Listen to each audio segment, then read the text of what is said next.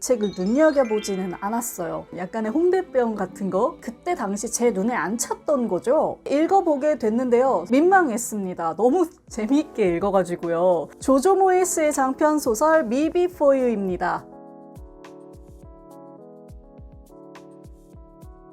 안녕하세요, 공복 여러분, 공백입니다. 모두 잘 지내고 계시나요? 오늘은 제가 지난 주말 내내 아주 재미있게 읽었던 장편소설 하나를 들고 왔습니다. 독서가 업이자 취미인 제게 굉장히 독특한 감상을 준 책이었는데요. 아주 처절한 자기 반성이 섞여 있는 오늘의 영상 끝까지 시청해 주시길 바라면서 오늘 다뤄볼 책 제목 소개해 보겠습니다. 조조 모이스의 장편소설 Me Before You입니다. 너무나 유명한 이 책을 새로운 시선으로 살펴보는 영상 시작해 보도록 하겠습니다. 바야흐로 한 10년 전쯤인가요? 제가 진짜 책에 재미를 들여가지고 서점에 문턱이 닳도록 드나들었거든요. 그러다 급기야 이제 서점 알바까지 시작을 하게 됐어요. 그때 제가 알바를 하면서 정말 주야장천 팔아댔던 책이 있는데 그 책이 뭐냐, 바로 이거였습니다. Me Before You. 사실 지금에 와서 이 책을 소개하는 것도 좀 민망하긴 해요. 그때 당시에 워낙 많이 팔렸던 책이고 이미 너무 많은 독자가 있는 책이어서요. 사실 저는 출간 당시에 이 책을 눈여겨보지는 않았어요. 왜냐? 그 있잖아요, 좀 말하기 민망하지만 약간의 홍대병 같은 거, 베스트셀러, 뭐 연애소설 이런 타이틀이 그때 당시 제 눈에 안 찼던 거죠. 실제로 뭐 유명하다는 베스트셀러 연애소설 읽고 많이 실패도 했었고요. 그래서 이 책이 출간될 당시에는 제가 어떻게 생각했냐, 뭐 또 마케팅발 되게 잘 받은 책 하나 나왔나 보다, 이렇게 생각을 했었어요. 근데 이런 분들 많이 계시지 않나요? 저는 아직도 이런 성향을 못 버렸는데 뭐 하여튼 그리고 나서 이제 10년이 지나서 이 책이 전면 개정판으로 이렇게 새롭게 출간이 된 거예요. 그참에 읽어보게 됐는데요, 솔직히 좀 민망했습니다. 너무 재미있게 읽어가지고요. 그래서 내가 어떤 책들에 대해 굉장히 빨리 편견을 가졌었구나, 벽을 쳤구나, 이럴 일이 아닌데 라는 생각이 좀 많이 들었어요. 뭐라 그럴까요? 제 안에 있는 그 아집을 굉장히 많이 깨준 책이었는데 도대체 이 책 왜 그렇게 재미있게 읽었는지, 뭐가 매력이었는지, 어떤 내용인지 지금부터 좀 자세히 이야기를 해보도록 하겠습니다. 먼저 줄거리부터 갈까요?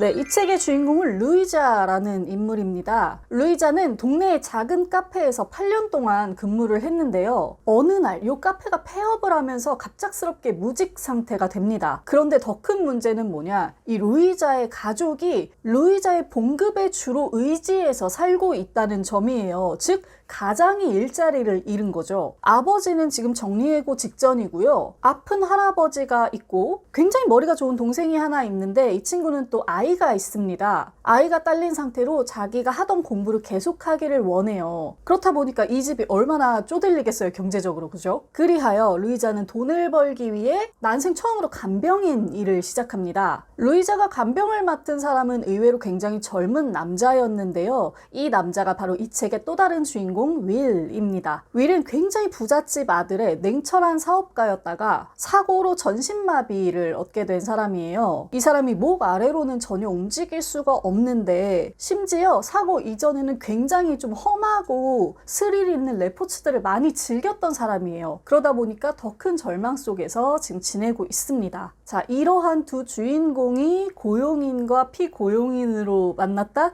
뭔가 좀 클리셰가 예상이 되시죠? 바로 그 예상대로 이 두 사람은 처음에는 서로를 굉장히 불편해하고 미워하다가 점차 서로에게 따뜻한 마음을 열게 됩니다. 자, 이 과정에서 루이자가 알게 되는 사실이 있습니다. 첫 번째, 윌이 과거에 자살 시도를 했다는 점. 두 번째는 6개월 후에 존엄사를 준비하고 있다는 점입니다. 그리고 루이자 자신은 그 6개월 후의 결정을 번복시키기 위해 고용된 최후의 작은 수단이라는 것도 알게 돼요. 그러니까 윌의 부모님은 아들이 가진 어떤 강력한 죽음에 대한 의지를 꺾어주길 바라면서 루이자를 고용을 했던 거죠. 자, 이 내용을 듣고 나면 이 책 뒤에 있는 카피가 이해되실 거예요. 이렇게 쓰여져 있거든요. 내 사랑이 너의 죽음을 이길 수 있을까? 라는 문장이요.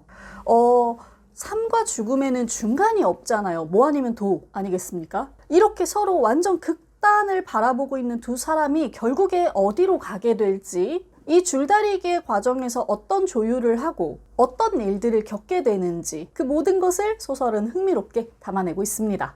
자, 여기까지 스토리를 간략하게 소개해드렸는데 좀 어떠셨어요? 저는 이 책이 그렇게 유명한데도 이 책의 스토리를 전혀 모르고 봤거든요. 제가 만약에 스토리를 먼저 알았다면 이 책에 큰 기대를 안 했을 것 같아요. 왜냐면 책이나 영화에서 좀 흔하게 다뤄지는 주제이기도 하고 뭔가 이제 그 약간의 심파가 예상되는 스토리잖아요. 요게 좀 제 취향이 아니거든요. 그런데 막상 제가 이 소설을 다 읽고 나서의 감상은 어떻느냐? 아, 이 소설은 그런 거를 생각할 겨를이 없게 만드는구나 라는 생각을 했어요. 즉, 이 책은 페이지 터너로서의 능력이 어마어마한 책이에요. 더불어서 제가 소개해드린 굵직한 스토리 이면에 있는 다른 설정들도 굉장히 흥미로웠습니다. 예컨대 뭐 이런 것들이죠. 세상이 장애인을 대하는 방식이라든지 장애인과 비장애인이 밀착된 상태로 생활을 영위할 때 생기는 어떤 갈등이나 문제들 이라든지 그것을 다루는 방식도 굉장히 사실적이었고 가장으로서 루이자가 지고 있는 부담, 그것이 가족의 삶에 끼치는 영향, 사람이 각자 지닌 상처를 교환하는 방식 이런 것들도 굉장히 흥미로웠어요. 하루하루 지나면서 나는 그의 문제가 단순히 꼼짝없이 휠체어 신세를 져야 한다든가 신체적 자유를 잃었다든가 그런 게 아니라 마치 가톨릭 기도문처럼 끝도 없이 반복되는 인간적 굴욕과 건강 문제들, 위험과 불편이라는 걸 깨닫게 되었다. 왜 어떤 일을 쉽게 하는 사람이 있으면 그 사람이 그 일의 고수라고 하잖아요. 이 책이 약간 그런 느낌이었는데 작가가 책을 무진장 쉽게 썼어요. 이 말은 뭐냐? 바꿔서 얘기하면 이 책에 걸리는 부분이 하나도 없다는 뜻입니다. 500페이지가 넘는 분량의 이야기를 주로 두 사람의 주인공이 이끌어 나가는데 전혀 늘어지는 면이 없어요. 그리고 묘사나 수식어들도 굉장히 다양하고요. 또 작가가 유머도 좀 있는 것 같아요. 이런 것들을 살펴보다 보면 번역도 굉장히 잘해주신 것 같고요. 그래서 이렇게 누구라도 재밌게 읽을 수 있는 책이 탄생한 게 아닌가 싶습니다. 네, 오늘은 이렇게 저의 주말 반나절을 몽땅 한 번에 가져가 버린 책 조조 모에스의 Me Before You를 여러분께 소개해드렸습니다. 제가 제 채널에서 정말 다루지 않는 유형의 책이었는데 어떠셨을지 모르겠어요. 혹시 저와 비슷한 이유로 이 책을 아직 읽어보지 않은 분들이 있다면요, 그 마음 잠시 접어두고 한번 읽어보셨으면 좋겠습니다. 저 읽는 동안 굉장히 재밌었거든요. 여러분들도 분명히 그러실 거예요. 자, 저는 오늘도 이렇게 책 한 권 잘 읽고 호들갑 잘 떨고 물러갑니다. 영상 끝까지 시청해주신 우리 공복이 여러분들 정말 감사드려요. 멋지게 책 읽는 시간 되세요. 공백의 책단장이었습니다. 안녕.